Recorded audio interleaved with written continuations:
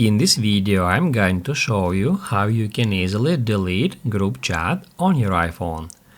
Let's get started, guys, and first off, we need to open up Messages app and then search for a group chat. Once you find a group chat you wanna delete, here we actually got several options and I'm gonna show you all of them. The first way is open up a conversation, then tap right here at the very top. Down below we can easily find delete and block this conversation. As far as I am the user who created that conversation, I am the admin, I can delete and block this conversation by tapping right here. If you are the invited user, you may see here something like leave the conversation.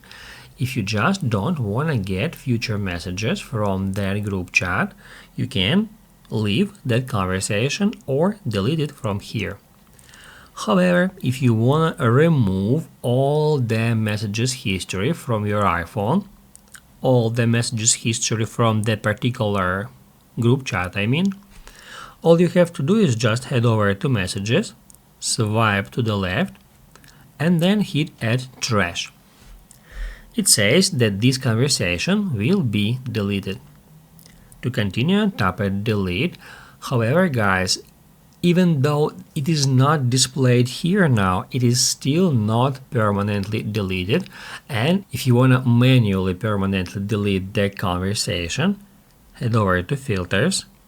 And that's where we can easily find recently deleted. If we get into recently deleted, it will show us all the conversations we have deleted in the last 30 days. Here I can find this group chat. At the right it says 30 days. It means that after 30 days has passed, it will be automatically and permanently deleted even from here. However, if you want to delete the conversation right now, just hit Add Delete and then delete message. After that, you can head over back to your messages. If this video helped you out, don't forget to hit the like button.